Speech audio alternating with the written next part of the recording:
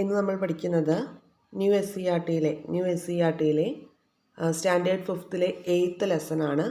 ജന്തുജാലങ്ങളാണ് കേട്ടോ. New S C R T ആണ്, standard 5th new S C R T. Okay, അപ്പോൾ ഈ ഒരു ചാപ്റ്ററിൽ എന്തൊക്കെ കാര്യങ്ങളാണ് നമുക്ക് പഠിക്കാനായിട്ടുള്ളതെന്ന് നോക്കാം. ഓക്കെ, ഈ മാമ്പഴത്തിനുള്ളിൽ പുഴു എങ്ങനെയാണ് വരുന്നതെന്നാണ് ഈ ഒരു ചാപ്റ്ററിൽ ഒരു കുട്ടി സംശയം ചോദിച്ചിരിക്കുന്നത്. അപ്പോൾ മുട്ട വിരിഞ്ഞ് ചില പ്രാണികളുടെ മുട്ട വിരിഞ്ഞാണ് പുഴു ഉണ്ടാകുന്നത് എന്നുള്ള സെൻറ്റൻസ് കൊടുത്തിട്ടുണ്ട്. ഇനി നോക്കാം.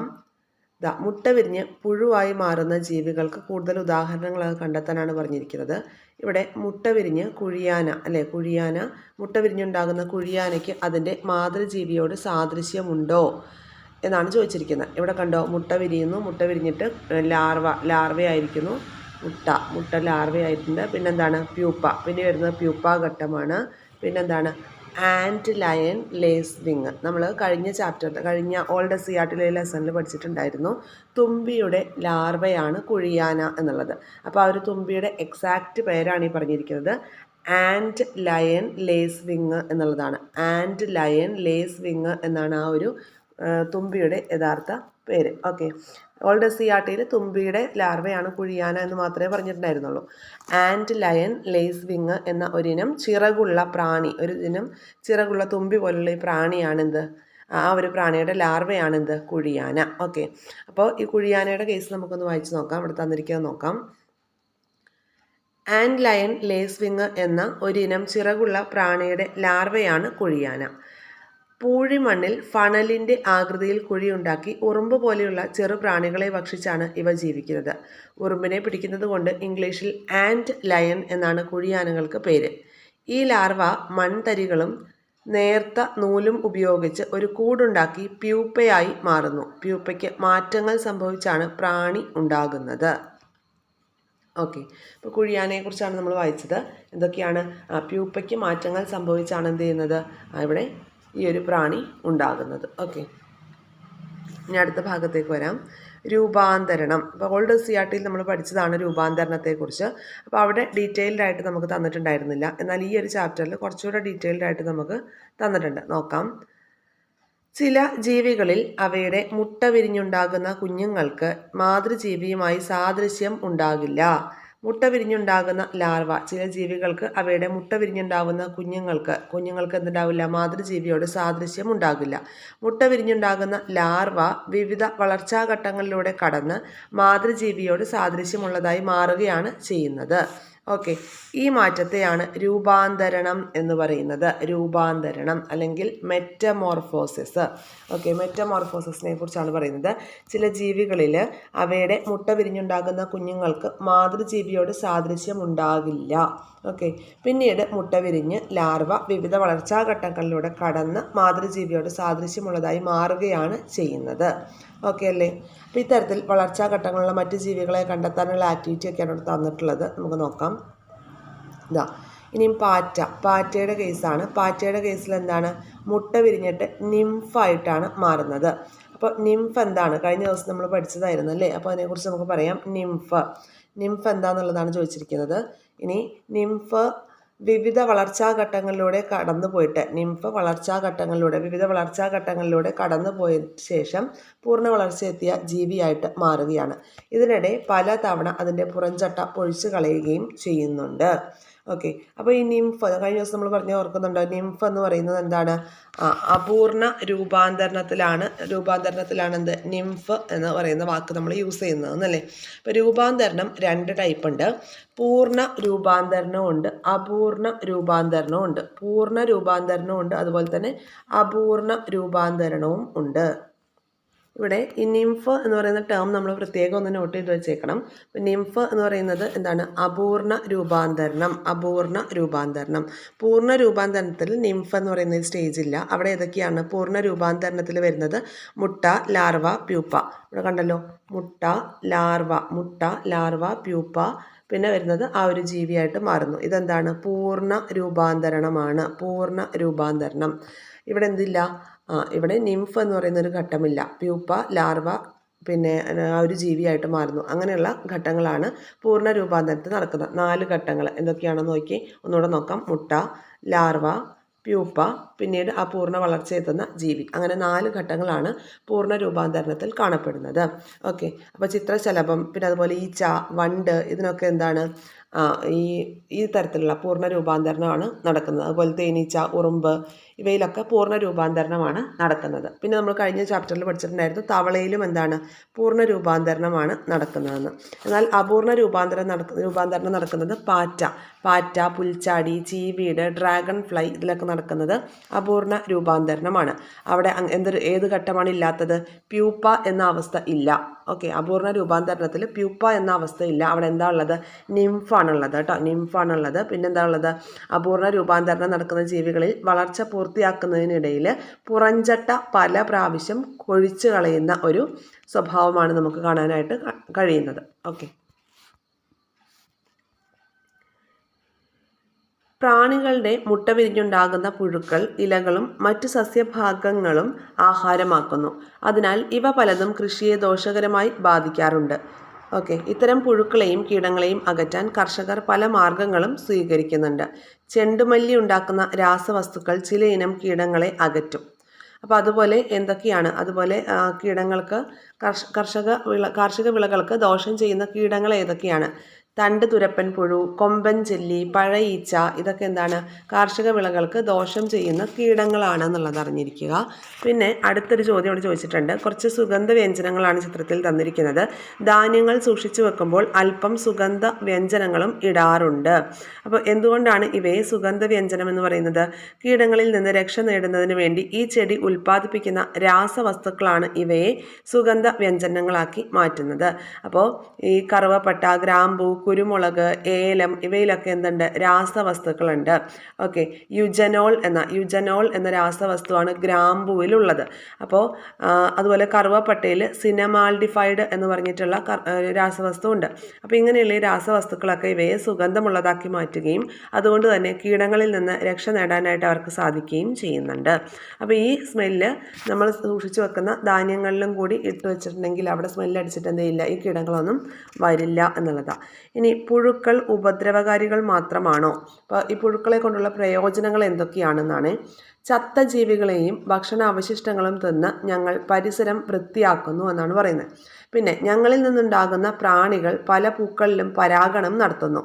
ഞങ്ങളെ ആഹാരമാക്കുന്ന നിരവധി ജീവികളുണ്ട്. ഞങ്ങളില്ലെങ്കിൽ അവയ്ക്ക് നിലനിൽപ്പില്ല. അപ്പോൾ ഇത്രയും പുഴുക്കളെ കൊണ്ടുള്ള പ്രയോജനങ്ങളാണ് നമ്മൾ വായിച്ചത്. ഇനി ചെറുപ്രാണികൾ ഭക്ഷണത്തിന് എന്താണ്? ലോകത്തിലെ പല പ്രദേശങ്ങളിലെയും ജനങ്ങൾ പുൽച്ചാടി, പുഴു, വണ്ട്, തേള്, ഉറുമ്പ് തുടങ്ങിയ പ്രാണികളെയൊക്കെ ഭക്ഷണത്തിനായിട്ട് യൂസ് ചെയ്യുന്നുണ്ട്. മാംസ്യം, ജീവകങ്ങൾ തുടങ്ങിയ പോഷക ഘടകങ്ങളുടെ നല്ല സ്രോതസ്സാണ് ചെറുപ്രാണികൾ. കുറഞ്ഞ ചെലവിൽ മാംസ്യം ലഭ്യമാക്കുന്നതിനാൽ ഭക്ഷണത്തിന് വേണ്ടി ഇവയെ ചില പ്രദേശങ്ങളിലൊക്കെ വളർത്തുകയും ചെയ്യുന്നുണ്ട്. വർണ്ണച്ചിറകുള്ള പ്രാണികൾ പ്രാണി കുടുംബത്തിലെ ഒരു വിഭാഗമാണ് ചിത്രശലഭങ്ങൾ. ഓക്കെ, അപ്പോൾ നമ്മുടെ നാട്ടിൽ കാണപ്പെടുന്ന ചിത്രശലഭങ്ങളൊക്കെയാണ് തന്നിരിക്കുന്നത്. മഞ്ഞപ്പാപ്പാത്തി, വരയൻ കടുവ, വിലാസിനി, ഗരുഡശലഭം, ബുദ്ധമയൂരി, പിന്നെന്താണ് കറിയില ശലഭം, വരയൻ കടുവ, വെള്ളിലത്തോഴി, അങ്ങനെ ഒരുപാട് ടൈപ്പ് പൂമ്പാറ്റകൾ, ചിത്രശലഭങ്ങളുണ്ട് അല്ലേ. ഇനി ഇവിടെ എന്താ തന്നിരിക്കുന്നത്? ശലഭങ്ങളുടെ നിലനിൽപ്പിന് തേൻ കുടിക്കാനുള്ള സസ്യങ്ങളും ലാർവയ്ക്ക് ഭക്ഷണത്തിനുള്ള സസ്യങ്ങളും വേണം. ഈ 2 തരം സസ്യങ്ങളുള്ള ഉദ്യാനമാണ് ശലഭോദ്യാനം. അപ്പോൾ ഈ ശലഭോദ്യാനം എന്ന് പറയുമ്പോൾ എന്താണ്? ശലഭങ്ങളുടെ നിലനിൽപ്പിന് ആവശ്യമായിട്ടുള്ള സസ്യങ്ങൾ എന്ന് വെച്ചാൽ അവർക്ക് തേൻ കുടിക്കാൻ ആവശ്യമായിട്ടുള്ള സസ്യങ്ങളും അവരുടെ ഭക്ഷണത്തിനുള്ള സസ്യങ്ങളും ഒക്കെയാണ് അവയ്ക്ക് ആവശ്യം. അപ്പോൾ ഇങ്ങനെയുള്ള സസ്യങ്ങൾ കൂടുതലായിട്ട് നടുന്ന സ്ഥലങ്ങളിലായിരിക്കും ശലഭങ്ങളെ കൂടുതലായിട്ട് കാണുന്നത്. പ്രത്യേകിച്ച് ശലഭോദ്യാനം പോലെയുള്ള സ്ഥലങ്ങൾ അല്ലെ. സ്കൂളുകളിൽ ശലഭോദ്യാനം ഉണ്ടാക്കാനാണ് കുട്ടികളോട് പറഞ്ഞിരിക്കുന്നത്. നിങ്ങൾ ശ്രദ്ധിച്ചിട്ടുണ്ടാവുമായിരിക്കും ഒരു പ്രത്യേക പ്ലാന്റിൽ ശലഭം വന്നിരിക്കുന്നത് അല്ലേ. ഇനി നിശാശലഭങ്ങളെക്കുറിച്ച് നോക്കാം.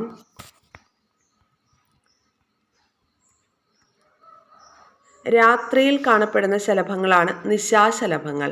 ചിത്രശലഭങ്ങളെ പോലെ ഇവയ്ക്ക് മിക്കതിനും വർണ്ണഭംഗി ഉണ്ടാകില്ല. ചില നിശാശലഭങ്ങൾക്ക് തൂവൽ പോലുള്ള സ്പർശിനികളാണുള്ളത്. ഒരു തരം നിശാശലഭത്തിൻ്റെ ലാർവയുണ്ടാക്കുന്ന കൊക്കൂണിൽ നിന്നാണ് പട്ടുനൂൽ ഉൽപ്പാദിപ്പിക്കുന്നത്. ഓക്കെ, അപ്പോൾ നിശാശലഭം എന്ന് പറഞ്ഞാൽ എന്താണ്? രാത്രിയാണ് അല്ലേ, രാത്രിയിൽ കാണപ്പെടുന്ന ശലഭങ്ങളാണ് നിശാശലഭങ്ങൾ. രാത്രിയിൽ അവർ സജീവമായിരിക്കും. തൂവൽ അല്ലെങ്കിൽ ചീപ്പ് പോലെ ആകൃതിയിലുള്ള തടിച്ച ആൻറ്റിനയൊക്കെയാണ് അവർക്ക് ഉണ്ടാവുന്നത്. അവയ്ക്ക് കണ്ടോ നിറം കുറഞ്ഞ ചിറകുകളായിരിക്കും. പിന്നെ അതുപോലെ ശരീരം തടിച്ചതായിരിക്കും. ചിത്രശലഭങ്ങളെ അപേക്ഷിച്ച് അവയുടെ ശരീരത്തിന് കുറച്ച് തടി കൂടുതലായിരിക്കും, തടിച്ച ശരീരമായിരിക്കും ഉണ്ടാവുക. ഇനി അടുത്തത് വെങ്കിണി നീലി, ബ്ലൂ ടൈഗർ മോത്തിനെ കുറിച്ചാണ് പറഞ്ഞിരിക്കുന്നത്. പകൽ നേരങ്ങളിൽ കാണുന്ന നീല നിറത്തിലുള്ള ഈ ശലഭമാണ്. ഇവയെ ചിത്രശലഭങ്ങളായി തെറ്റിദ്ധരിക്കുകയാണ് ചെയ്യുന്നത്. എന്നാൽ പകൽ സമയത്ത് കാണുന്നതും നീല നിറവും ഒഴിച്ചാൽ അവയുടെ മറ്റു സവിശേഷതകളൊക്കെ നിശാശലഭത്തിൻ്റെ തുല്യമാണ്. അതുകൊണ്ട് ഇവയെ നിശാശലഭത്തിൻ്റെ കുടുംബത്തിലാണ് ഉൾപ്പെടുത്തിയിരിക്കുന്നത്. വെങ്കണ മരത്തിൻ്റെ ഇലകളിൽ മുട്ടയിടുന്നത് കൊണ്ടാണ് ഈ പേര് വന്നത്, വെങ്കണ നീലി എന്ന പേര്. ഓക്കെ,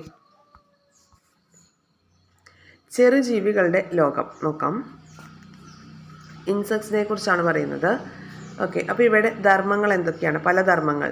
സമൂഹമായി കഴിയുന്ന ജീവികളാണ് ഉറുമ്പുകൾ. മുട്ടയിടുക, ഭക്ഷണം ശേഖരിക്കുക, ശത്രുക്കളിൽ നിന്ന് സംരക്ഷണം നൽകുക എന്നീ ജോലികൾ ചെയ്യുന്ന വ്യത്യസ്ത വിഭാഗം ഉറുമ്പുകളെ ഈ കൂട്ടത്തിൽ കാണാം. ചിറകുള്ള ഉറുമ്പുകൾ നോക്കിക്കോളൂ, ചിറകുള്ള ഉറുമ്പുകളെ തന്നിട്ടുണ്ട്. പ്രത്യുൽപാദന ധർമ്മം നിർവഹിക്കുന്ന ആൺ പെൺ ഉറുമ്പുകൾ കൂട്ടിൽ നിന്ന് ചിറക് മുളച്ച് പുറത്തു വരുന്നു. ഇവ മറ്റൊരു കൂട്ടിലെ ആൺ പെൺ ഉറുമ്പുകളുമായി ഇണചേരുകയും പുതിയ കൂടുകൾ ഉണ്ടാക്കുകയും ചെയ്യുന്നുണ്ട്. അതുപോലെ ഇനി സ്മോൾ ഇൻസെക്ട്സിനെ കുറിച്ചാണ് പറയുന്നത്. ചിതലുണ്ട്, പിന്നെന്താ കടന്നൽ, തേനീച്ച, വെട്ടുകിളി, ഇതൊക്കെ എന്താണ്? ചെറു ജീവികളുടെ കൂട്ടത്തിൽ വരുന്നതാണ്. ഇനി പ്രാണികളുടെ ശരീരം. പ്രാണികളുടെ ശരീരഭാഗങ്ങളായിട്ടുള്ള സ്പർശിനികൾ, കാലുകൾ, ചിറകുകൾ, കണ്ണുകൾ എന്നിവയൊക്കെ നിരീക്ഷിക്കുക. എന്ത് സവിശേഷതയാണ് കാണുന്നതെന്ന് എഴുതാനാണ് പറഞ്ഞിരിക്കുന്നത്. ഓക്കെ, അപ്പോൾ പ്രാണികളുടെ ശരീരത്തെക്കുറിച്ച് നമുക്ക് ഒന്നുകൂടി നോക്കാം. ഇവിടെ നോക്കൂ, ഈ പ്രാണികൾക്ക് എന്തുണ്ട്? ശിരസ്, നെഞ്ച്, ഉടൽ അങ്ങനെ ഭാഗങ്ങളൊക്കെ ആയിട്ട് ഡിവൈഡ് ചെയ്തിട്ടുണ്ട് കേട്ടോ. അതുപോലെ സ്പർശിനികൾ എന്തുണ്ട്? ഒരു ജോഡി സ്പർശിനികൾ അല്ലെങ്കിൽ ആൻറ്റിനകൾ അവരുടെ തലയിലാണ് കാണപ്പെടുന്നത്. കണ്ടോ, ഇതാണ് എന്ത്? സ്പർശിനികൾ എന്ന് പറയുന്നത്. പിന്നെ ഇവർക്ക് കോമ്പൗണ്ട് ഐസ് ആയിരിക്കും. കോമ്പൗണ്ട് ഐസാണ് പ്രാണികൾക്ക് ഉള്ളത്. ഭക്ഷണ രീതികൾക്ക് അനുസരിച്ചാണ് ഇവരുടെ ഈ ഒരു വായുടെ ഭാഗമൊക്കെ ക്രമീകരിച്ചിരിക്കുന്നത്. ഓക്കെ, പിന്നെ വരുന്നത് അവർക്ക് 3 ജോഡി കാലുകളായിരിക്കും ഉണ്ടാവുക. 3 ജോഡി കാലുകൾ കണ്ടല്ലോ, 3 ജോഡി കാലുകളായിരിക്കും ഉണ്ടാകുന്നത്. പിന്നെ 2 ജോഡി ചിറകുകളായിരിക്കും ഉണ്ടാവുക കേട്ടോ. 2 ജോഡി ചിറകുകൾ ഉണ്ടായിരിക്കും. പിന്നെ ചില പ്രാണികൾക്ക് 1 ജോഡി ഉണ്ടാവുകയുള്ളൂ, അത് ഡിപ്പെൻസ് ആണ്. ചില പ്രാണികൾക്ക് 2 ജോഡി ചിറക്, അതായത് 4 ചിറക്, 2 സൈഡിൽ 2 വീതം ഉണ്ടാവും. ചില പ്രാണികൾക്ക് 2 സൈഡിൽ ഓരോ ജോഡി ചിറകായിരിക്കും ഉണ്ടാവുക. ഇപ്പോൾ ഈച്ച, കൊതുക് അതിനൊക്കെ ആണെങ്കിൽ 1 ജോഡി ചിറകായിരിക്കും ഉണ്ടാവുക. പിന്നെ അതുപോലെ ചിറകില്ലാത്ത പ്രാണികളുണ്ട്. എല്ലാ പ്രാണികൾക്കും ചിറകുണ്ടാവണം എന്നില്ല. ചിലർക്ക് ചിറകുണ്ടാവില്ല, ചിലർക്ക് 1 ജോഡി ചിറകായിരിക്കും, മറ്റു ചിലർക്ക് 2 ജോഡി ചിറകുകളായിരിക്കും ഉണ്ടാകുന്നത്. ഓക്കെ, അപ്പോൾ ഇത്രയാണ് ഇൻസെക്ട്സുമായി ബന്ധപ്പെട്ട് നോക്കേണ്ടത്. ഇനി അടുത്തത് നമുക്ക് മത്സ്യങ്ങളുമായി ബന്ധപ്പെട്ടിട്ടുള്ള കാര്യങ്ങളൊക്കെ നോക്കാം. ഓക്കെ, മത്സ്യങ്ങൾ. മുട്ട വിരിഞ്ഞാണ് മത്സ്യക്കുഞ്ഞുങ്ങൾ ഉണ്ടാകുന്നത്. കേരള തീരങ്ങളിൽ ജൂൺ ജൂലൈ മാസങ്ങളിൽ ട്രോളിംഗ് നിരോധനം ഉണ്ടെന്നുള്ളത് ഓർത്ത് വെച്ചേക്കുക. അതെന്താണ്? ആ സമയത്ത് നമ്മുടെ നാട്ടിലെ മത്സ്യങ്ങളൊക്കെ മുട്ടയിടുന്ന ഒരു സമയമാണ്. അപ്പോൾ അതുകൊണ്ടാണ് ജൂൺ ജൂലൈ മാസങ്ങളിൽ എന്ത് ചെയ്യുന്നത്? അത് ട്രോളിംഗ് പീരീഡാക്കി വെച്ചിരിക്കുന്നത്.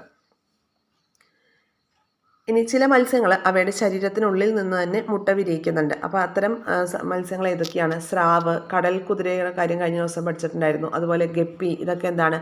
ശരീരത്തിനുള്ളിൽ വെച്ച് തന്നെയാണ് അവരെന്ത് ചെയ്യുന്നത്? മുട്ട വിരിയിക്കുന്നത്. ഓക്കെ, ഇനി ഊത്തകയറ്റം. എന്താണ് ഊത്തകയറ്റം? ജൂൺ മാസങ്ങളിൽ കാലവർഷം എത്തുന്നതോടുകൂടി പ്രജനനം നടത്തുന്നതിന് വേണ്ടി മത്സ്യങ്ങൾ കൂട്ടമായി കൈത്തോടുകൾ, വയലുകൾ, ചെറുതടാകങ്ങൾ, കായലുകൾ തുടങ്ങിയ ജലാശയങ്ങളിലേക്ക് നടത്തുന്ന യാത്രയാണ് ഊത്തകയറ്റം എന്നറിയപ്പെടുന്നത്. മുട്ടയിടുന്നതിനായി മത്സ്യങ്ങൾ ദേശാടനം നടത്തുന്ന ഈ സമയത്ത് അവയെ പിടിക്കുന്നത് മത്സ്യസമ്പത്ത് കുറയ്ക്കാൻ ഇടയാക്കും. ഈ സമയത്തെ മീൻപിടുത്തം നിയമവിരുദ്ധമാണ്.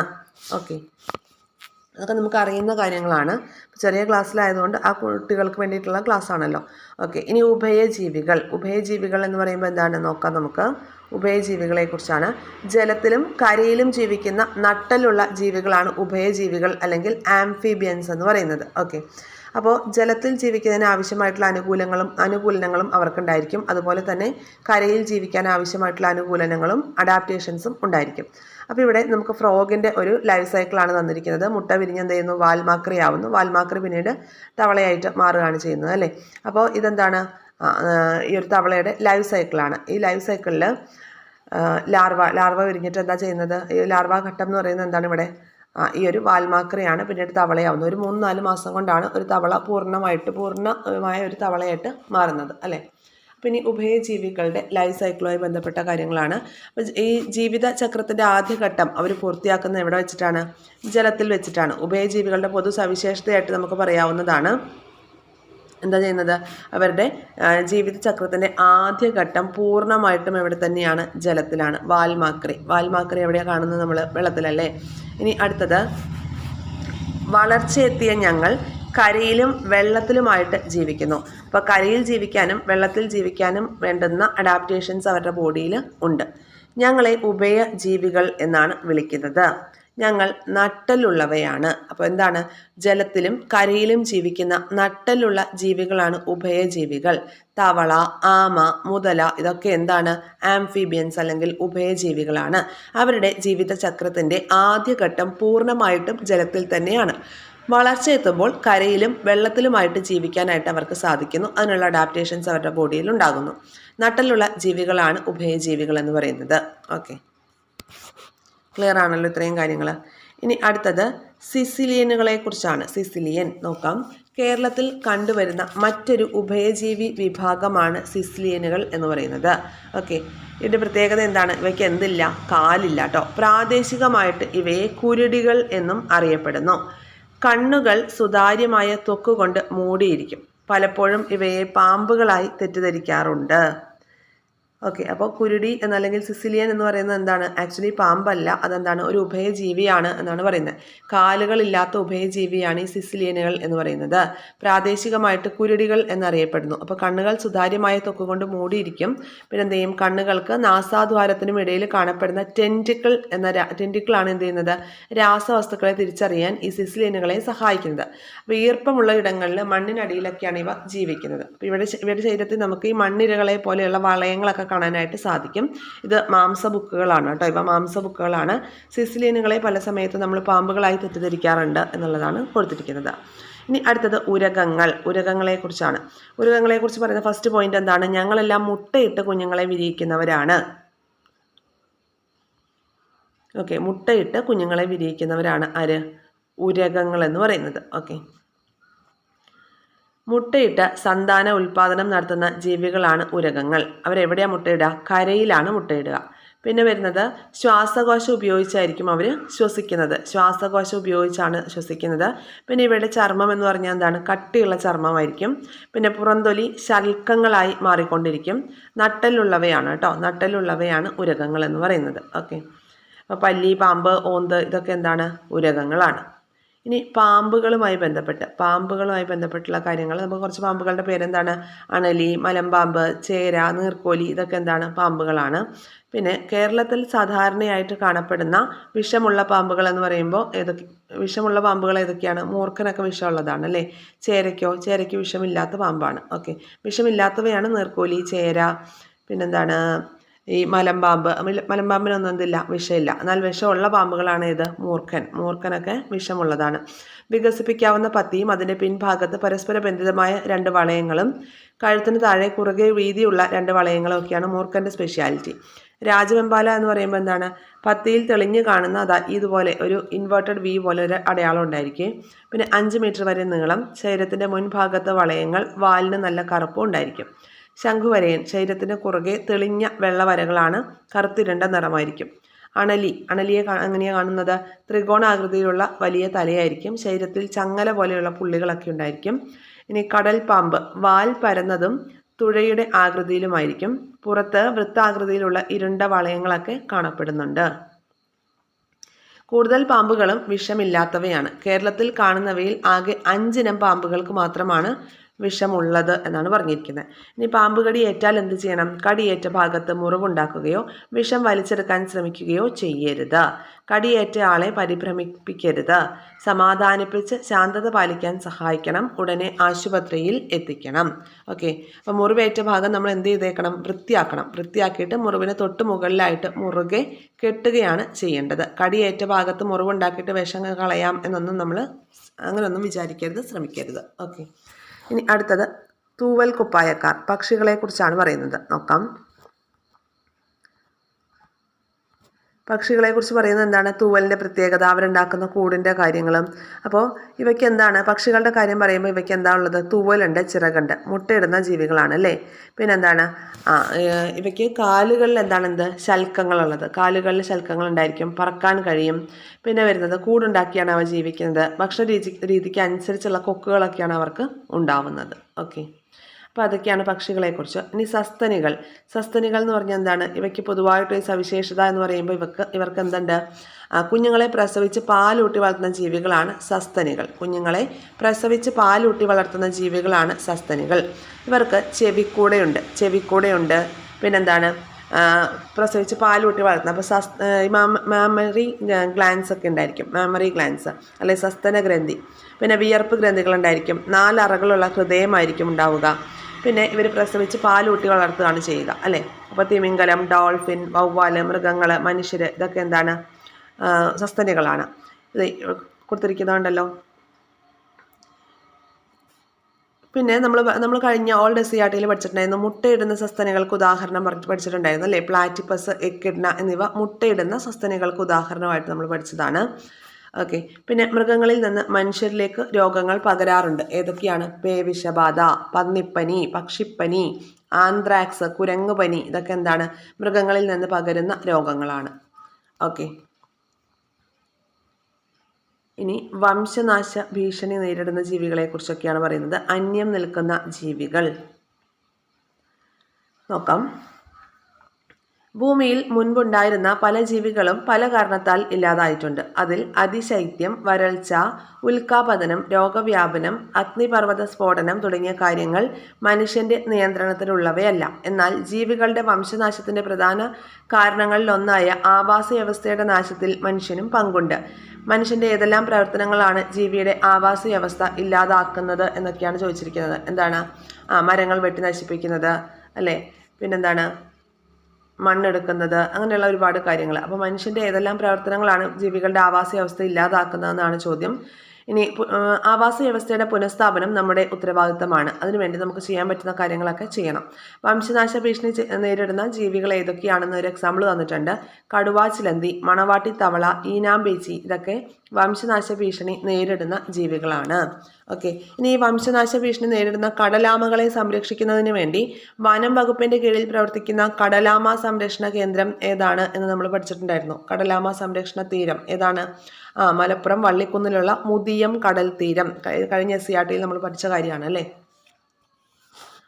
ഇനി ജീവികളും അന്ധവിശ്വാസങ്ങളും. വെള്ളിമൂങ്ങ, ഇരുതലമൂരി, നക്ഷത്രയാമ, സർപ്പം, ഈ ജീവികളെ കുറിച്ചൊക്കെ തെറ്റായിട്ടുള്ള കുറേ ധാരണകൾ നമ്മുടെ നാട്ടിലുണ്ട്. സാമ്പത്തിക ചൂഷണം, ജീവികളുടെ വംശനാശനം എന്നൊക്കെയാണ് ഈ സംഭവങ്ങളൊക്കെ എന്ത് ചെയ്യും? നമ്മുടെ അന്ധവിശ്വാസങ്ങൾ കാരണം ഈ ജീവികളുടെയൊക്കെ വംശനാശവും അല്ലെങ്കിൽ സാമ്പത്തിക ചൂഷണവും ഒക്കെ നടക്കും. അപ്പോൾ ഇത്രയാണ് ഈ ഒരു ചാപ്റ്ററിലെ കണ്ടന്റ് എന്ന് പറയുന്നത്. ചെറിയൊരു ചാപ്റ്ററാണ്, 5th സ്റ്റാൻഡേർഡിന് വേണ്ടിയുള്ളതായതുകൊണ്ടാണ് ചെറിയ ചാപ്റ്ററാണ്. ഇന്ന് നമുക്ക് നോക്കാനുള്ളത് ഓൾഡ് SCERT സ്റ്റാൻഡേർഡ് 6ലെ 3rd ലെസൺ, പൂവിൽ നിന്ന് പൂവിലേക്ക്. ഓക്കെ, അപ്പോൾ നമുക്ക് കൃഷിയും പരിസ്ഥിതിയായി ബന്ധപ്പെട്ട് കുറച്ചധികം SCERT ലെസൺസ് ഉണ്ട്. ഇത് പെട്ടെന്ന് നമുക്ക് തീർക്കണം, എന്നിട്ട് വേണം കെമിസ്ട്രി സ്റ്റാർട്ട് ചെയ്യാനായിട്ട്. പിന്നെ ചെറിയ ക്ലാസ്സിലെ ചാപ്റ്റേഴ്സ് ആയതുകൊണ്ടാണ് ഒരു ദിവസം 2 ചാപ്റ്റേഴ്സ് എന്ന രീതിയിലേക്ക് നമ്മൾ പഠിക്കുന്നത് കേട്ടോ. നിങ്ങൾക്കൊരു ബേർഡൻ ആവുന്നില്ല എന്ന വിശ്വാസമാണ്. അപ്പോൾ നോക്കാം, നമ്മളുടെ ചുറ്റുപാടും ഒരുപാട് പൂക്കളെ നമുക്ക് കാണാം അല്ലേ. അപ്പോൾ ഈ പൂക്കൾ എന്ന് പറയുന്നത് പല വെറൈറ്റിയാണ്. നിറത്തിലും മണത്തിലും വലിപ്പത്തിലും ഒക്കെ അതിന് വെറൈറ്റികളുണ്ട്. ഇതളുകളുടെ എണ്ണത്തിലുമൊക്കെ വെറൈറ്റീസ് കാണാനായിട്ട് സാധിക്കും. അപ്പോൾ എല്ലാ പൂക്കൾക്കും ഇതളുകളുണ്ടോ? പൂക്കളെ ചെടിയുമായി ബന്ധിപ്പിക്കുന്ന ഭാഗം ഏതാണ്? ഇതൊക്കെയാണ് ചോദിച്ചിരിക്കുന്നത്. ഇനി പൂവിൻ്റെ ഒരു ഭാഗം തന്നിട്ടുണ്ട്. അതിനു മുമ്പ് പൂവിൻ്റെ ഭാഗങ്ങൾക്ക് ഇരിപ്പിടം ഒരുക്കുന്ന ഭാഗമാണ് എന്ത്? പുഷ്പാസനം എന്ന് പറയുന്നത്. കണ്ടോ, ഇവിടെ ഒന്ന് സൂം ചെയ്യാം. ഇവിടെ നോക്കൂ, ഈ പൂവിൻ്റെ ഇത്രയും ഭാഗങ്ങൾക്ക് ഇരിപ്പിടം ഒരുക്കിയിരിക്കുന്ന ഈ ഒരു ഭാഗം കണ്ടോ, അതിനെയാണ് എന്ത് പറയുന്നത്? പുഷ്പാസനം എന്ന് പറയുന്നത്. പുഷ്പാസനം. പിന്നെ ഈ പൂവിൻ്റെ ഇതളുകൾ എന്ന് നമ്മൾ പറയുന്ന ഭാഗം, അതിനെയാണ് എന്ത് പറയുന്നത്? ദളം എന്ന് പറയുന്നത്. ദളം അപ്പോൾ എന്താണ്? കളർഫുൾ ആയിരിക്കും കേട്ടോ. കൊറോള എന്നാണ് എൻ്റെ ഇംഗ്ലീഷ് ടേം.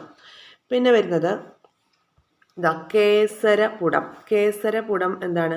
പൂവിലെ ആൺലിംഗ അവയവമാണ് കേസരപുടം. ഓക്കെ, പൂവിലെ ആൺലിംഗ അവയവമാണ് കേസരപുടം എന്ന് പറയുന്നത്. പെൺലിംഗ അവയവങ്ങൾ ഏതൊക്കെയാണ് നോക്കിക്കോളൂ. അണ്ഡാശയം, അത് ഈ ഭാഗത്ത് കാണുന്നില്ല, നമ്മൾ നോക്കാം. അണ്ഡാശയം, ജനിതണ്ട്, പരാഗണ സ്ഥലം, ഇതൊക്കെയാണ് എന്ത് പൂവിലെ പെൺലിംഗ അവയവം ചേർന്ന് പറയുന്ന ജനിപുടം എന്ന ഭാഗം. കണ്ടോ, ഈ ജനിപുടമാണ് എന്ത് പെൺലിംഗ അവയവം. ആൺലിംഗ അവയവമാണ് കേസരപുടം എന്നുള്ളത്. അപ്പോൾ ഈ ജനിപുടം അല്ലെങ്കിൽ ഈ ജനിപുടത്തിലെ മറ്റുള്ള ഓർഗൻസ് ആണ് പറയുന്നത്. പരാഗണ സ്ഥലമുണ്ട്, ജനിതണ്ടുണ്ട്, അണ്ഡാശയമുണ്ട്. ഇവയെല്ലാം ചേർന്നാണ് ജനിപുടം ഫോം ചെയ്തിരിക്കുന്നത്. ഓക്കെ, ഇനി പൂവിൻ്റെ ഞെട്ടുണ്ട്. പൂവിനെ ചെടിയുമായി ബന്ധിപ്പിച്ച് നിർത്തുന്ന ഭാഗമാണ് പൂഞ്ഞെട്ട് എന്ന് പറയുന്നത്. പിന്നെ മൊട്ടായിരിക്കുമ്പോൾ പൂവിനെ സംരക്ഷിക്കുകയും വിരിഞ്ഞ ശേഷം ദളങ്ങളെ താങ്ങി നിർത്തുകയും ചെയ്യുന്ന ഭാഗം ഉണ്ടല്ലോ, അതിനെയാണ് എന്തെന്ന് പറയുന്നത്? വിതളം എന്ന് പറയുന്നത്. വിതളം കണ്ടോ, ഈ ഒരു ഭാഗം കണ്ടോ, വിതളം. ഇത് ഒരു ഇല പോലെ എന്ന ഇലയാണോ? അല്ല, അത് മുട്ടായിരിക്കുമ്പോൾ പൂവിനെ സംരക്ഷിക്കുകയും വിരിഞ്ഞതിന് ശേഷം ദളങ്ങളെ താങ്ങി നിർത്തുകയും ചെയ്യുന്ന ഭാഗമാണ് വിതളം. ഓക്കെ അല്ലേ? അപ്പോൾ പൂവിൻ്റെ ഭാഗങ്ങളാണ് നമ്മൾ പഠിച്ചത്. ഇനി പൂവിന് ഓരോ ധർമ്മങ്ങളുണ്ട്. ആ ധർമ്മങ്ങളും അതിൻ്റെ ഭാഗങ്ങളുമാണ് ഇപ്പോൾ ഞാൻ നിങ്ങൾക്ക് പിക്ചർ ഓറിയൻറ്റഡ് ആയിട്ട് പറഞ്ഞു തന്നത്. ഓക്കെ അല്ലേ? അപ്പോൾ ഇപ്പം നമ്മൾ പറഞ്ഞ ഭാഗം ഉണ്ടല്ലോ, എന്താണ്? മൊട്ടായിരിക്കുമ്പോൾ പൂവിനെ സംരക്ഷിക്കുകയും വിരിഞ്ഞതിന് ശേഷം ദളങ്ങളെ താങ്ങി നിർത്തുകയും ചെയ്യുന്ന ഭാഗമാണ് ഏത്? വിതളം എന്ന് പറയുന്നത്. വിതളം. ദളം എന്ന് പറയുന്നത് എന്താണ്? അതിൻ്റെ പെറ്റൽസ് ആണ്. ഇനി കേസരപുടം എന്ന് പറയുന്നത് എന്താണ്? ആൺലിംഗ അവയവമാണ്. പെൺലിംഗ അവയവമാണ് ജനിപുടം എന്ന് പറയുന്നത്. പൂഞ്ഞെട്ട്, പൂവിനെ എന്താണ് സസ്യത്തിൻ്റെ മറ്റു ഭാഗവുമായി കണക്ട് ചെയ്യുന്ന ഭാഗമാണ് പൂഞ്ഞെട്ട് എന്ന് പറയുന്നത്. ഓക്കെ അല്ലേ ഈ ഭാഗങ്ങളൊക്കെ? ഇനി അടുത്തത് പൂക്കളുമായി ബന്ധപ്പെട്ട് എന്താണ് ഇവിടെ തന്നിരിക്കുന്നത്? പൂക്കളിൽ നിന്നാണ് ഫലങ്ങൾ ഉണ്ടാകുന്നത്. പൂക്കളിൽ നിന്നാണ് എന്തുണ്ടാകുന്നത്? ഫലങ്ങൾ ഉണ്ടാകുന്നത്. ഇനി ഫലത്തിനുള്ളിലെ വിത്ത് മുളച്ചാണ് തൈച്ചെടികൾ ഉണ്ടാകുന്നത്. ജീവിവർഗം അവയുടെ തുടർച്ച നിലനിർത്തുന്നതിന് പുതിയ തലമുറയെ ഉൽപ്പാദിപ്പിക്കുന്ന പ്രക്രിയയാണ് പ്രത്യുൽപാദനം. അപ്പോൾ പ്രത്യുൽപാദനത്തെക്കുറിച്ചാണ് തന്നിരിക്കുന്നത്. എന്താണ് പ്രത്യുൽപാദനം? ജീവിവർഗം അവയുടെ തുടർച്ച നിലനിർത്തുന്നതിനും പുതിയ തലമുറയെ ഉൽപ്പാദിപ്പിക്കുകയും ചെയ്യുന്ന പ്രക്രിയയാണ് പ്രത്യുൽപാദനം. ഓക്കെ, സസ്യങ്ങളിൽ പ്രത്യുൽപാദനം എന്ന ധർമ്മം നിർവഹിക്കുന്നത് പൂക്കളാണ്. സസ്യങ്ങളുടെ ലൈംഗിക അവയവങ്ങളാണ് പൂക്കൾ എന്ന് പറയുന്നത്. ഓക്കെ,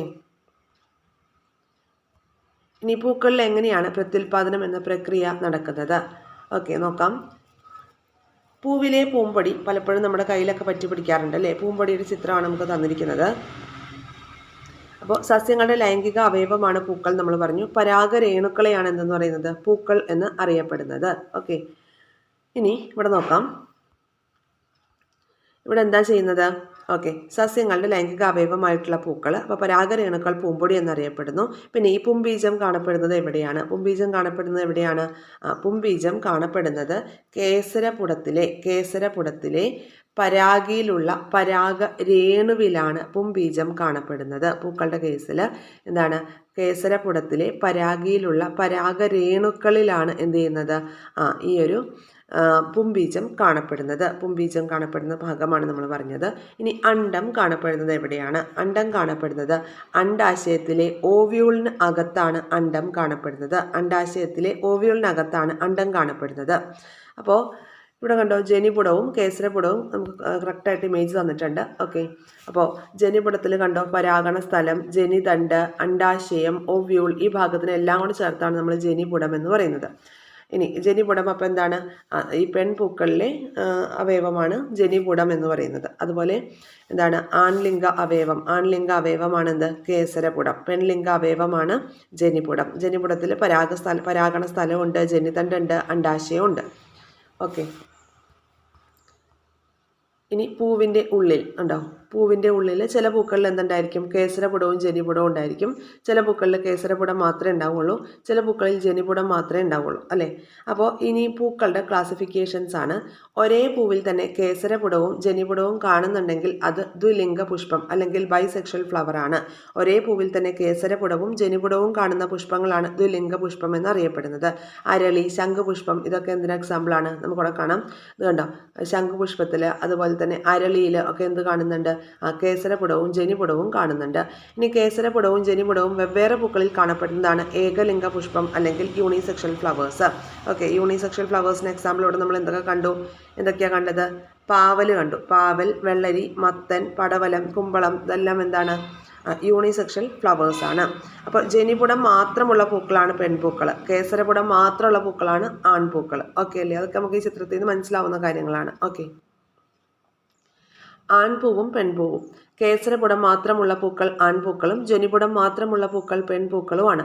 മത്തൻ, വെള്ളരി, പാവൽ, പടവലം, കുമ്പളം, തെങ്ങ്, കവുങ്ങ് തുടങ്ങിയവയിൽ ആൺപൂക്കളും പെൺപൂക്കളും ഉണ്ട്. അടുത്ത ഭാഗത്തേക്ക് വരാൻ നമുക്ക് വിത്തായി മാറാൻ. അതിന് മുമ്പ് ഇവിടെ ഒരു ബോക്സ് തന്നിട്ടുണ്ട്, നോക്കാം. ആൺമരവും പെൺമരവും. കുടപ്പന, കുടംപുളി, ജാതി തുടങ്ങിയ സസ്യങ്ങളിൽ ആൺമരവും പെൺമരവും ഉണ്ട്. ആൺമരത്തിൽ ആൺപൂക്കൾ മാത്രവും പെൺമരങ്ങളിൽ പെൺപൂക്കൾ മാത്രവുമാണ് ഉണ്ടാകുന്നത്. ഇനി ഫെർട്ടിലൈസേഷൻ അല്ലെങ്കിൽ ബീജസങ്കലനത്തെക്കുറിച്ചാണ് ഇവിടെ പറയുന്നത്. പരാഗരേണുക്കളിൽ നിന്ന് പുംബീജം അണ്ഡാശയത്തിലെത്തി അണ്ഡവുമായി കൂടിച്ചേരണം. പുംബീജം അണ്ഡവുമായി കൂടിച്ചേരുന്ന പ്രവർത്തനമാണ് ബീജസങ്കലനം. ബീജസങ്കലനം നടന്ന ശേഷമാണ് ചെടിയിൽ എന്തുണ്ടാവുന്നത്? ഫലമുണ്ടാവുന്നത്. ഓക്കെ അല്ലേ? അപ്പോൾ ബീജസങ്കലനം നടക്കുന്നത് എവിടെയാണ്? അണ്ഡാശയത്തിൽ വെച്ചിട്ടാണ്. അണ്ഡാശയത്തിൽ വെച്ചിട്ടാണ് എന്ത് ചെയ്യുന്നത്? ബീജസങ്കലനം നടക്കുന്നത്. പുംബീജവും അണ്ഡവും കൂടിച്ചേരുന്ന പ്രവർത്തനമാണ് ബീജസങ്കലനം അല്ലെങ്കിൽ ഫെർട്ടിലൈസേഷൻ എന്ന് പറയുന്നത്. ഓക്കെ, ബീജസങ്കലനം നടക്കണമെങ്കിൽ ആദ്യം കേസരപുടത്തിലെ പരാഗിയിൽ നിന്ന് പരാഗരേണുക്കൾ പരാഗണ സ്ഥലത്ത് എത്തണം. അവിടെ നിന്ന് പുംബീജം അണ്ഡാശയത്തിലെത്തണം. പരാഗരേണുവും പുംബീജവും സഞ്ചരിക്കേണ്ട പാതയാണ് ചിത്രത്തിൽ കാണിച്ചിരിക്കുന്നത്. ഓക്കെ, ഇനി പൂമ്പാറ്റ ചിറകിലേറി. ഇവിടെ എന്താ പറയുന്നത്? പരാഗണകാരികളെ കുറിച്ചാണ്, പോളിനേറ്റിംഗ് ഏജൻസിനെ കുറിച്ചാണ് പറയുന്നത്. അപ്പോൾ ആദ്യം പരാഗണം എന്താണ്? പരാഗിയിൽ നിന്ന് പരാഗരേണുക്കൾ പരാഗണ സ്ഥലത്ത് പതിക്കുന്നതാണ് പരാഗണം. പരാഗണത്തിന് സഹായിക്കുന്ന ഘടകങ്ങളാണ് പരാഗണകാരികൾ അല്ലെങ്കിൽ പോളിനേറ്റിംഗ് ഏജൻസ് എന്ന് പറയുന്നത്. അപ്പോൾ പോളിനേറ്റിംഗ് ഏജൻസ് പല പോളിനേറ്റിംഗ് ഏജൻസ് ആണ്. ഓരോ സസ്യത്തിനും ഓരോ രീതിയിലുള്ള പോളിനേറ്റിംഗ് ഏജൻസ് ആണ്. അപ്പോൾ ദുർഗന്ധമുള്ള പൂക്കൾ. ഇവിടെ എന്താണ്? ചേനപ്പൂവിൻ്റെ ഗന്ധം അനുഭവിച്ചിട്ടുണ്ടോ? നമുക്കത് ദുർഗന്ധമാണ്. ചേനയിലും ചേമ്പിലും ഒക്കെ പരാഗണം നടത്തുന്നത് ഈച്ചകളാണ്. അപ്പോൾ ചേനയിലും ചേമ്പിലും പരാഗണം നടത്തുന്നത് ആരാണ്? ഈച്ചകളാണ്. ഈച്ചകളെ ആകർഷിക്കാൻ വേണ്ടിയിട്ടാണ് ആ ഒരു സ്മെല്ലുള്ളത്. ഇനി അടുത്തത് ശലഭമേ നിനക്കായി എന്ന് പറഞ്ഞു തന്നിട്ടുണ്ട്. അപ്പോൾ തേനീച്ച, പിന്നെ ഈച്ചകൾ, അതൊക്കെയാണ് എന്ത് ചെയ്യുന്നത്? പരാഗണം നടത്തുന്ന ജീവികളിൽ ബേഡ്സ്, ഇതൊക്കെ എന്താണ്? പരാഗണ ജീവികളാണ്. ഓക്കെ, ഈ ശലഭമേ നിനക്കായി എന്ന് പറഞ്ഞ് തന്നിട്ട് കുറച്ച് പൂക്കൾ തന്നിട്ടുണ്ട്. അവിടെ എന്താണ്? അവരിൽ എന്തുണ്ട്? തേനുണ്ടായിരിക്കും, നെക്ടേഴ്സ് ഉണ്ടായിരിക്കും, അതുപോലെ പൂമ്പൊടിയും ഉണ്ടായിരിക്കും. അപ്പോൾ ഈ പരാഗകാരികളുടെ ശ്രദ്ധ ആകർഷിക്കാൻ വേണ്ടിയിട്ട് പൂക്കളിൽ പല നിറത്തിലും അതുപോലെ നെക്ടേഴ്സും ഒക്കെ ഉണ്ട് എന്നുള്ളത് മനസ്സിലാക്കുക. ഇനി കാറ്റിലൊഴുകി എന്താണ് ഇവിടെ പറയുന്നത്? കാറ്റ്, ജലം എന്നിവയും പരാഗണകാരികളാണ്. നെല്ല്, ഗോതമ്പ്, ചോളം, കരിമ്പ് എന്നിവയിൽ പരാഗണം നടത്തുന്നത് കാറ്റ് വഴിയാണ്. കുരുമുളക് ചെടിയിൽ ജലമാണ് പരാഗണകാരി, മഞ്ഞുതുള്ളിയാണ്. ഇത് PYQ ആണ് കേട്ടോ. കാറ്റ്, ജലം എന്നിവ പരാഗണകാരികളാണ്. നെല്ല്, ഗോതമ്പ്, ചോളം, കരിമ്പ് എന്നിവയിൽ പരാഗണം നടത്തുന്നത് കാറ്റ് വഴിയാണ്. കുരുമുളക് ചെടിയിൽ ജലമാണ് പരാഗണകാരി എന്ന് പറയുന്നു. ഓക്കെ, ഇമ്പോർട്ടൻ്റ് ആണ്. ഇനി കൃത്രിമ പരാഗണം. ഇവിടെ ഇമ്പോർട്ടൻ്റ് ആയിട്ടുള്ളൊരു പോയിന്റ് പറയുന്നുണ്ട്. മികച്ച വിത്തിനങ്ങൾ ഉണ്ടാക്കിയെടുക്കുന്നതിന് ഗുണമേന്മയുള്ള ചെടിയിൽ നിന്ന് പരാഗരേണുക്കൾ ശേഖരിച്ച് മറ്റൊരു പൂവിൻ്റെ പരാഗണ സ്ഥലത്ത് വിതറാറുണ്ട്. ഇതാണ് കൃത്രിമ പരാഗണം അല്ലെങ്കിൽ ആർട്ടിഫിഷ്യൽ പോളിനേഷൻ. മെക്സിക്കൻ കാടുകളിൽ വളരുന്ന വാനിലയിൽ പരാഗണം നടത്തുന്നത് മെലിപ്പോണ ഇനത്തിൽപ്പെട്ട തേനീച്ചകളാണ്. വാനില നമ്മുടെ നാട്ടിൽ കൊണ്ടുവന്ന് കൃഷി ചെയ്യുമ്പോൾ ഈ പ്രാണികൾ ഇല്ലാത്തത് കാരണം നമുക്ക് കൃത്രിമ പരാഗണം നടത്തേണ്ടി വരുന്നു. അപ്പോൾ ഈ മെക്സിക്കൻ കാടുകളിൽ വളരുന്ന വാനിലയിൽ പരാഗണം നടത്തുന്നത് ജീവി ഏതാണ്? മെലിപ്പോണ ഇനത്തിൽപ്പെട്ട തേനീച്ചകളാണ്. നമ്മുടെ നാട്ടിൽ ആ തേനീച്ചകൾ ഇല്ലാത്തതുകൊണ്ടാണ് വാനില കൃഷി ചെയ്യുമ്പോൾ കൃത്രിമ പരാഗണം നടത്തി കൊടുക്കുന്നത്. ഓക്കെ, അപ്പോൾ ആർട്ടിഫിഷ്യൽ പോളിനേഷൻ്റെ കാര്യമാണ് നമ്മൾ പറഞ്ഞത്. ഇനി അടുത്തൊരു ഭാഗത്തേക്ക് വരാം. കൊഴിയുന്ന ഇതളുകൾ. കൊഴിയുന്ന ഇതളുകൾ ഇവിടെ എന്തിനെക്കുറിച്ചാണ് പറയുന്നത്?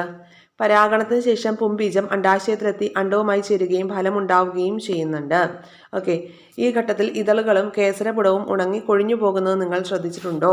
തക്കാളിപ്പൂവ്, തക്കാളി ഫലം ഉണ്ട്. ഇതൊക്കെ നോക്ക്. തക്കാളി പൂവ് തക്കാളി ഫലമാകുന്നു. പിന്നെ വെള്ളരി പൂവ് വെള്ളരി ഫലമായി മാറുമ്പോൾ ഉണ്ടാവുന്ന ചിത്രമാണ് തന്നിരിക്കുന്നത്. ഇനി അടുത്തൊരു ഭാഗം. അപ്പോൾ പൂവിലെ ഏത് ഭാഗം വളർന്നിട്ടാണ് ഫലം ഉണ്ടാവുന്നത്? ഏത് ഭാഗം വളർന്നിട്ടാണ് ഫലം ഉണ്ടാകുന്നത്? അണ്ഡാശയം വളർന്നിട്ടാണ് ഫലമായിട്ട് മാറുന്നത്. അണ്ഡാശയമാണ് എന്ത് ചെയ്യുന്നത്? ഫലമായിട്ട് മാറുന്നത്. ഏത് ഭാഗം വളർന്നാണ് വിത്തായിട്ട് മാറുന്നത്? ഓവ്യൂളാണ് കേട്ടോ. പൂവിൻ്റെ ഓവ്യൂളാണ് പിന്നീട് വിത്തായിട്ട് മാറുന്നത്. ഓക്കെ, ഓവ്യൂളാണ് വിത്തായിട്ട് മാറുന്നത്, അണ്ഡാശയമാണ് ഫലമായിട്ട് മാറുന്നത്. അത് ഓർത്ത് വെച്ചേക്കണം. ഒരു ഫലം മാത്രം. എന്താ അവിടെ ഉദ്ദേശിക്കുന്നത്? സിമ്പിൾ ഫ്രൂട്ട്സിനെ കുറിച്ചാണ്. സിമ്പിൾ ഫ്രൂട്ട്സ്, മാമ്പഴം, തക്കാളി, ഇതൊക്കെ എന്തിൻ്റെ എക്സാമ്പിളാണ്? Simple fruit. അതായത് ഒരു പൂവിൽ നിന്ന് ഒരു ഫലം മാത്രമാണ് ഉണ്ടാവുന്നതെങ്കിൽ അതിനെ നമ്മൾ ലഘുഫലങ്ങൾ അല്ലെങ്കിൽ സിമ്പിൾ ഫ്രൂട്ട്സ് എന്ന് പറയും. മാമ്പഴവും തക്കാളിയും ഒക്കെ എക്സാമ്പിളാണ്. ഇനി ഒരു പൂവ് ഒന്നിലധികം ഫലം.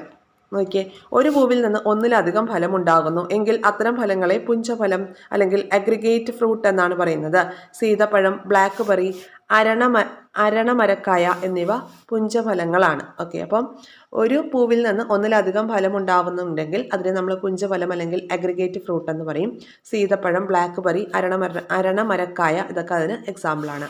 ഇനി മറ്റൊരെണ്ണമാണ് സംയുക്ത ഫലം. എന്താണ്? Multiple fruits. മൾട്ടിപ്പിൾ ഫ്രൂട്ട്സ് അല്ലെങ്കിൽ സംയുക്ത ഫലം എന്ന് പറയുമ്പോൾ വളരെയധികം ഫലങ്ങൾ ഒരു പൊതു ആവരണത്തിനുള്ളിൽ, എക്സാമ്പിൾ ഒരു ചക്ക അല്ലെ പൈനാപ്പിൾ, അതൊക്കെ എന്താണ്? വളരെയധികം ഫലങ്ങൾ ഒരു പൊതു ആവരണത്തിനുള്ളിൽ ക്രമീകരിക്കപ്പെട്ട് കാണുന്നതാണ് സംയുക്ത ഫലം എന്ന് പറയുന്നത്. മൾട്ടിപ്പിൾ ഫ്രൂട്ട്സ് അതിന് എക്സാമ്പിളാണ് ചക്ക, കൈതച്ചക്ക, ഇതൊക്കെ. ഓക്കെ, ഇനി അടുത്തത് കപടഫലങ്ങളാണ്. ചില സസ്യങ്ങളിൽ പൂഞ്ഞെട്ട്, പുഷ്പാസനം തുടങ്ങിയ ഭാഗങ്ങൾ വളർന്ന് ഫലം പോലെ ആവുന്നു. ഇതാണ് കപടഫലങ്ങൾ. ചില സസ്യങ്ങളിൽ പൂഞ്ഞെട്ടും പുഷ്പാസനവും തുടങ്ങിയ ഭാഗങ്ങളൊക്കെ വളർന്ന് ഫലം പോലെ ആകുന്നു. ഇത്തരം ഫലങ്ങൾ കപടഫലങ്ങൾ അല്ലെങ്കിൽ ഫാൾസ് ഫ്രൂട്ട്സ് എന്നാണ് അറിയപ്പെടുന്നത്. കശുമാങ്ങ, ആപ്പിള്, സഫർ ജെല്ലി ഇതൊക്കെ എന്താണ്? കപടഫലങ്ങൾക്ക് ഉദാഹരണമാണ്. കപടഫലങ്ങൾക്ക് ഉദാഹരണമാണ് എന്തൊക്കെ? കശുമാങ്ങ, ആപ്പിള്, സഫർ ജെല്ലി കേട്ടിട്ടുണ്ടല്ലോ. അതെല്ലാം എന്താണ്? കപടഫലങ്ങൾക്ക് ഉദാഹരണമാണ്. അപ്പോൾ പൂഞ്ഞെട്ടാണ് എന്ത് ചെയ്യുന്നത്? ഫലമായിട്ട് മാറുന്നത്. കശുമാങ്ങയിലൊക്കെ എന്താണ്? പൂഞ്ഞെട്ടാണ് ഫലമായിട്ട് മാറുന്നത്. അപ്പോൾ ഇത്രയും കാര്യങ്ങളാണ് നമുക്ക് ഈ ഒരു ചാപ്റ്ററിൽ പഠിക്കാനായിട്ടുള്ളത്. അപ്പോൾ നമ്മുടെ ക്ലാസ്സുകളൊക്കെ നിങ്ങൾക്ക് യൂസ്ഫുൾ ആവുന്നുണ്ടെങ്കിൽ തീർച്ചയായിട്ടും സബ്സ്ക്രൈബ് ചെയ്ത് സപ്പോർട്ട് ചെയ്യുക, ഷെയർ ചെയ്ത് ഫ്രണ്ട്സ് സർക്കിളിലേക്ക് കൂടി എത്തിക്കുക, ലൈക്ക് ചെയ്യുക, ഹൈപ്പ് ചെയ്യുക, ജെന്യൂൻ ആയിട്ടുള്ള അഭിപ്രായങ്ങളൊക്കെ കമൻസിൻ്റെ രൂപത്തിൽ തീർച്ചയായിട്ടും രേഖപ്പെടുത്തുക. ടെലഗ്രാം ചാനലിലേക്ക് കൂടി ജോയിൻ ചെയ്താൽ നിങ്ങൾക്ക് സ്റ്റഡി പ്ലാനുകളും സ്റ്റഡി പ്ലാൻ ബേസ് ചെയ്തിട്ടുള്ള വീക്ക്ലി എക്സാംസും ഒക്കെ അവൈലബിൾ ആവുന്നതായിരിക്കും. Thank you all.